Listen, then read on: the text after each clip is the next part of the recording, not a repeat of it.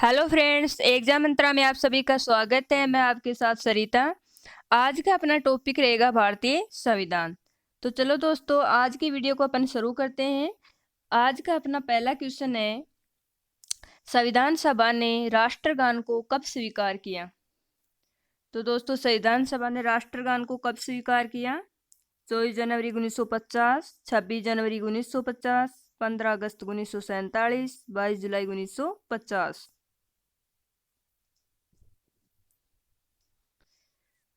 तो दोस्तों, इसमें ए नंबर का ऑप्शन सही है, 24 जनवरी 1950।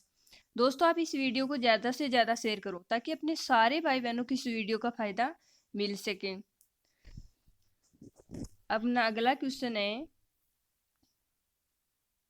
संविधान सभा के अस्थायी अध्यक्ष के रूप में किसे नियुक्त किया गया था? संविधान सभा के अस्थायी अध्यक्ष कौन थे? डॉक्टर BN राव, डॉक्टर सच्चिदानंद सिन्हा, डॉक्टर भीमराव अंबेडकर, डॉक्टर राजेंद्र प्रसाद। संविधान सभा के अस्थायी अध्यक्ष के रूप में किसे नियुक्त किया गया था?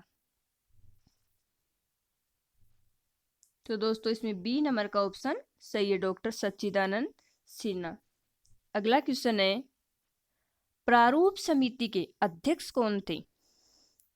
प्रारूप समिति के अध्यक्ष कौन थे? ए नंबर का ऑप्शन है BN राव, अगला JB कृपलानी, वल्लभ भाई पटेल, भीमराव अंबेडकर। तो दोस्तों, प्रारूप समिति के अध्यक्ष कौन थे बताओ? तो दोस्तों, इसमें आपका डी नंबर का ऑप्शन सही है, प्रारूप समिति के अध्यक्ष थे भीमराव अंबेडकर। अगला क्वेश्चन है, संविधान सभा के स्थायी अध्यक्ष किससे बनाया गया? तो दोस्तों, अस्थायी अध्यक्ष तो मैंने आपको अभी बताया था, कौन थे? डॉक्टर सच्चिदानंद सिन्हा। अब ये बताओ कि स्थायी अध्यक्ष कौन थे? तो दोस्तों, संविधान सभा के स्थायी अध्यक्ष डॉक्टर राजेंद्र प्रसाद थे। कौन थे? डॉक्टर राजेंद्र प्रसाद। अगला क्वेश्चन है, संविधान सभा के अंतिम रूप से संविधान को कब पारित कर दिया गया?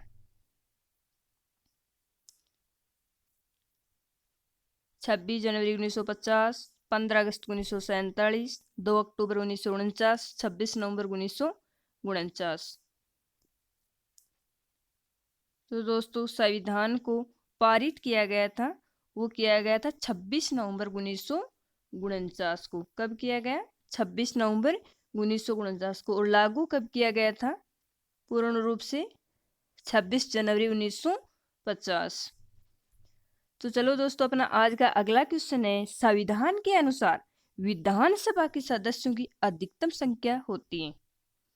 आपको संविधान के अनुसार विधानसभा के सदस्यों की अधिकतम संख्या बतानी है। 500, 525, 552, 475।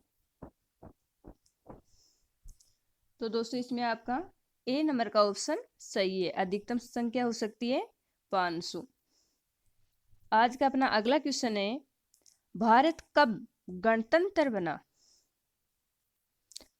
ए नंबर का ऑप्शन है 15 अगस्त 1947, अगला 26 नवंबर 1949, 26 जनवरी 1950, 2 अक्टूबर 1952। तो भारत गणतंत्र कब बना था? तो दोस्तों, भारत गणतंत्र बना था 26 जनवरी 1950 को। कब बना था? 26 जनवरी 1950। अगला क्वेश्चन है, भारतीय संविधान के किस भाग को उसकी आत्मा की संज्ञा दी गई है? संविधान के उस भाग का नाम बताना है आपको जिसे आत्मा की संज्ञा दी गई है।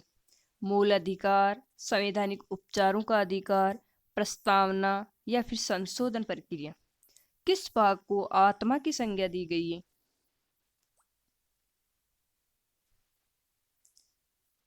तो दोस्तों, आपका सी नंबर का ऑप्शन सही है, प्रस्तावना को संविधान की आत्मा कहा गया है। किसको कहा गया है? प्रस्तावना को। आज का अपना अगला क्वेश्चन है, संविधान सभा की प्रथम बैठक कब हुई थी? 9 दिसंबर 1946 को, 11 दिसंबर 1946 को, 13 दिसंबर 1946 को या फिर 21 दिसंबर 1946 को। संविधान सभा की प्रथम बैठक कब हुई थी? तो दोस्तों संविधान सभा की प्रथम बैठक हुई थी 9 दिसंबर 1946 को, दूसरी हुई थी 11 दिसंबर 1946 को और तीसरी हुई थी 13 दिसंबर 1946 को। आज का अपना अगला क्वेश्चन है, भारतीय नागरिकों को प्राप्त मूल अधिकारों की संख्या कितनी है? तो दोस्तों भारतीय नागरिकों को प्राप्त मूल अधिकारों की संख्या वर्तमान में कितनी है? 6। और पहले कितनी थी? 7। लेकिन संपत्ति के अधिकार को 44वें संविधान संशोधन के तहत हटा दिया गया है। अगला क्वेश्चन है, भारत के प्रथम राष्ट्रपति कौन थे? डॉक्टर भीमराव अंबेडकर, डॉक्टर राजेंद्र प्रसाद, महात्मा गांधी, पंडित जवाहरलाल नेहरू। तो बताओ दोस्तों भारत के प्रथम राष्ट्रपति कौन थे? दोस्तों भारत के प्रथम राष्ट्रपति डॉक्टर राजेंद्र प्रसाद थे। भारत के प्रथम प्रधानमंत्री पंडित जवाहरलाल नेहरू थे। आज का अपना अगला क्वेश्चन है, मूल अधिकारों का रक्षक किसे कहा जाता है? सर्वोच्च न्यायालय को, उच्च न्यायालय को, ए एवं बी दोनों को, या फिर संसद को? मूल अधिकारों का रक्षक किसे कहा गया है? तो दोस्तों इसमें आपका सी नंबर का ऑप्शन सही है। सर्वोच्च न्यायालय और उच्च न्यायालय दोनों ही मूल अधिकारों के रक्षक हैं, इसलिए इसमें आपका बी नंबर का ऑप्शन सही होगा। अगला क्वेश्चन है, किस अनुच्छेद के द्वारा 6 से 14 वर्ष के बच्चों के लिए शिक्षा का अधिकार मूल अधिकार माना गया है? तो बताओ दोस्तों किस अनुच्छेद में शिक्षा के अधिकार का उल्लेख है? अनुच्छेद 20, अनुच्छेद 21, अनुच्छेद 21A, अनुच्छेद 22। शिक्षा का अधिकार मूल अधिकार किस अनुच्छेद के तहत माना गया है? तो दोस्तों इसमें आपका सी नंबर का ऑप्शन सही है। दोस्तों इस वीडियो को आप ज़्यादा से ज़्यादा शेयर करो, लाइक करो एंड सब्सक्राइब करो। दोस्तों वीडियो को शेयर तो आप अभी कर दो, सबको शेयर कर दो, इसको अपने जितने भी दोस्त हैं उन सभी को आप इस वीडियो को शेयर करो। आज का अपना अगला क्वेश्चन है, स्वतंत्र भारत के पहले भारतीय गवर्नर जनरल थे? तो बताओ दोस्तों स्वतंत्र भारत के पहले भारतीय गवर्नर जनरल कौन थे? Chakravarti Rajagopalachari, Sachchidananda Sinha, Lord Mountbatten, doctor Rajendra Prasad. तो दोस्तों इसमें आपका बी ए नंबर का ऑप्शन सही होगा। चक्रवर्ती राजगोपालाचारी स्वतंत्र भारत के पहले गवर्नर जनरल थे। आज का अपना अगला क्वेश्चन है, संविधान का अनुच्छेद 40 राज्य को निर्देश देता है कि वह सम्मान कार्य के लिए समान वेतन निर्धारित करे, पर्यावरण की रक्षा करे, ग्राम पंचायतों का संगठन करे, लोक कल्याणकारी राज्यों की स्थापना करे। तो बताओ दोस्तों अनुच्छेद 40 राज्य को क्या निर्देश देता है? अनुच्छेद 40 में किस चीज का उल्लेख किया गया है? तो दोस्तों संविधान का अनुच्छेद 40 ग्राम पंचायतों के अनुच्छेद 40 में किस चीज का उल्लेख किया गया है? ग्राम पंचायतों के संगठन का। अगला क्वेश्चन है, संविधान में मूल कर्तव्यों की संख्या कितनी है? तो दोस्तों संविधान में मूल कर्तव्यों की संख्या कितनी है? 11। बी नंबर का ऑप्शन आपका सही है। आज का अपना अगला क्वेश्चन है, भारतीय संविधान किस दिन से पूर्णतः लागू हुआ था? तो बताओ दोस्तों संविधान पूर्ण रूप से किस दिन लागू हुआ था? 26 जनवरी 1950 को, 26 नवंबर 1949 को, 26 अगस्त 1950 को, 26 जनवरी 1950 को। संविधान पूर्णतः कब लागू हुआ था? तो दोस्तों इसमें आपका डी नंबर का ऑप्शन सही है। 26 जनवरी 1950 को संविधान पूर्णतः लागू हुआ था। आज का अपना अगला क्वेश्चन है, संविधान में मूल कर्तव्यों को किस समिति की अनुशंसा के आधार पर शामिल किया गया? किस समिति की अनुशंसा पर संविधान में मूल कर्तव्यों को शामिल किया गया था? करण सिंह समिति, करपलानी समिति, स्वर्ण सिंह समिति या देवराज अर्थ समिति? कौन सी समिति के तहत मूल कर्तव्यों को शामिल किया गया? तो दोस्तों इसमें आपका सी नंबर का ऑप्शन सही है। स्वर्ण सिंह समिति के तहत मूल कर्तव्यों को शामिल किया गया था। आज का अपना अगला क्वेश्चन है, भारतीय संघ की शक्ति किस में निहित है? भारतीय संघ की शक्ति किस में निहित है? संसद में, प्रधानमंत्री में, राष्ट्रपति में या फिर मंत्रिमंडल में? तो दोस्तों इसमें आपका सी नंबर का ऑप्शन सही है, राष्ट्रपति में। आज का अपना अगला क्वेश्चन है, राष्ट्रपति के निर्वाचक मंडल में शामिल हैं संसद के दोनों सदनों के सदस्य तथा राज्यों की विधानसभाओं के निर्वाचित सदस्य। संसद के दोनों सदनों के निर्वाचित सदस्य एवं राज्यों की विधानसभा एवं विधान परिषदों के निर्वाचित सदस्य। संसद के दोनों सदनों के निर्वाचित सदस्य एवं राज्यों की विधानसभाओं के निर्वाचित सदस्य। संसद के दोनों सदनों के निर्वाचित सदस्य। तो बताओ दोस्तों इसमें कौन सा सही है?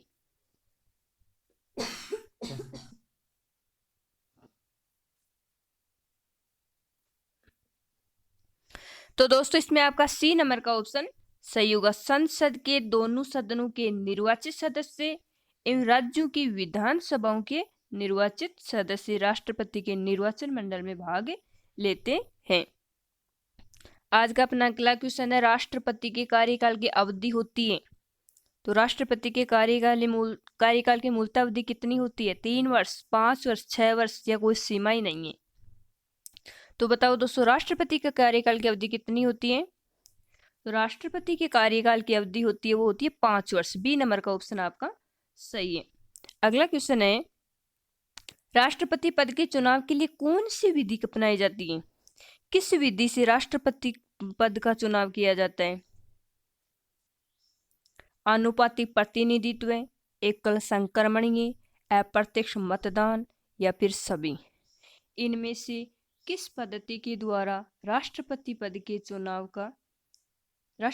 चुनाव में काम में ली जाती है? तो दोस्तों इनमें आपका डी नंबर का ऑप्शन सही है। ये सभी राष्ट्रपति के चुनाव में काम आते हैं। राष्ट्रपति का चुनाव आनुपातिक प्रतिनिधित्व, एकल संक्रमणीय, अप्रत्यक्ष मतदान प्रणाली के द्वारा राष्ट्रपति का चुनाव किया जाता है। आज का अपना अगला क्वेश्चन है, निर्विरोध चुने जाने वाले राष्ट्रपति हैं। इनमें से कौन से राष्ट्रपति हैं जो निर्विरोध चुने गए थे? बीबी गिरी, नीलम संजीव रेड्डी, डॉक्टर राजेंद्र प्रसाद, एपीजे अब्दुल कलाम। तो दोस्तों निर्विरोध चुने जाने वाले राष्ट्रपति का नाम है नीलम संजीव रेड्डी। आज का अपना अगला क्वेश्चन है, राष्ट्रपति पर महाभियोग का आरोप संसद के किस सदन द्वारा लगाया जा सकता है? राष्ट्रपति पर महाभियोग का आरोप संसद के किस सदन द्वारा लगाया जा सकता है? लोकसभा के द्वारा, राज्यसभा के द्वारा, संसद के किसी सदन द्वारा या किसी के द्वारा ही नहीं? तो बताओ दोस्तों राष्ट्रपति पर महाभियोग का आरोप संसद के किस सदन के द्वारा लगाया जा सकता है? तो दोस्तों इसमें आपका सी नंबर का ऑप्शन सही होगा। संसद के किसी भी सदन के द्वारा राष्ट्रपति पर महाभियोग लगाया जा सकता है। आज का अपना अगला क्वेश्चन है, भारतीय सेनाओं का सर्वोच्च सेनापति कौन होता है? राष्ट्रपति, प्रधानमंत्री, थल सेना का अध्यक्ष या फिर रक्षा मंत्री। भारतीय सेनाओं का सर्वोच्च सेनापति कौन होता है? तो दोस्तों इसमें आपका ए नंबर का ऑप्शन सही है, राष्ट्रपति। अगला क्वेश्चन है, मंत्रिपरिषद सामूहिक रूप से किसके प्रति उत्तरदायी होती है? राष्ट्रपति के प्रति, लोकसभा के अध्यक्ष के प्रति, लोकसभा के प्रति या फिर राज्यसभा के प्रति? मंत्रिपरिषद सामूहिक रूप से किसके प्रति उत्तरदायी होती है? तो दोस्तों इसमें सी नंबर का ऑप्शन सही है, मंत्रिपरिषद सामूहिक रूप से लोकसभा के प्रति उत्तरदायी होती है। अगला क्वेश्चन है, उपराष्ट्रपति के निर्वाचक मंडल में शामिल हैं सिर्फ राज्यसभा के सदस्य, सिर्फ लोकसभा के सदस्य, लोकसभा एवं राज्यसभा के सदस्य, राज्यसभा एवं लोकसभा के निर्वाचित सदस्य। तो बताओ दोस्तों उपराष्ट्रपति के चुनाव में कौन कौन भाग लेते हैं? तो दोस्तों इसमें आपका सी नंबर का ऑप्शन सही है, उपराष्ट्रपति के चुनाव में राज्यसभा एवं लोकसभा के सदस्य भाग लेते हैं।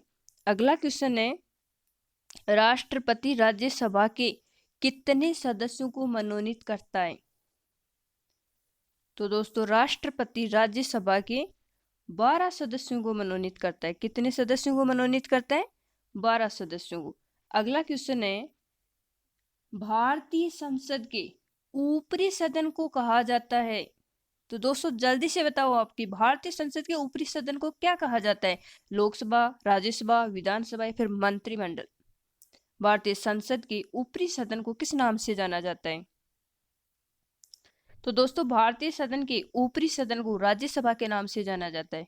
किस नाम से जाना जाता है? राज्यसभा के नाम से। आज का अपना अगला क्वेश्चन है, प्रधानमंत्री की नियुक्ति कौन करता है? भारत के प्रधानमंत्री की नियुक्ति किसके द्वारा की जाती है? राष्ट्रपति के द्वारा, उपराष्ट्रपति के द्वारा, लोकसभा अध्यक्ष के द्वारा या फिर भारत के मुख्य न्यायाधीश के द्वारा? प्रधानमंत्री की नियुक्ति कौन करता है? तो दोस्तों प्रधानमंत्री की नियुक्ति राष्ट्रपति के द्वारा की जाती है। किसके द्वारा की जाती है? राष्ट्रपति के द्वारा। अगला क्वेश्चन है, यदि प्रधानमंत्री या कोई अन्य मंत्री सदन का सदस्य नहीं है तो उसे पद पर बने रहने के लिए कितने दिनों के अंदर संसद का सदस्य बनना आवश्यक है? बताओ दोस्तों, कितने दिनों के अंदर संसद का सदस्य बनना आवश्यक है? 3 माह है, 6 माह है, 9 माह है या फिर 19 वर्ष? तो दोस्तों इसमें आपका बी नंबर का ऑप्शन एकदम सही है, 6 माह है। अगला क्वेश्चन है, लोकसभा की अधिकतम सदस्य संख्या हो सकती है? बताओ दोस्तों, लोकसभा की अधिकतम सदस्य संख्या कितनी हो सकती है?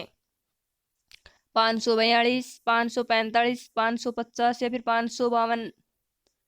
लोकसभा की अधिकतम सदस्य संख्या कितनी हो सकती है? तो इसमें आपका डी नंबर का ऑप्शन सही है, 552। लोकसभा की अधिकतम संख्या कितनी हो सकती है? 552। अगला क्वेश्चन है, लोक कल्याणकारी राज्य की अवधारणा किसमें निहित है? लोक कल्याणकारी राज्य की अवधारणा मूल अधिकारों में निहित है, राज्य की नीति निर्देशक तत्वों में निहित है, मूल कर्तव्यों में निहित है, अभी सर्वोच्च न्यायालय में निहित है? बताओ दोस्तों, राज्य की लोक कल्याणकारी अवधारणा किसमें निहित होती है?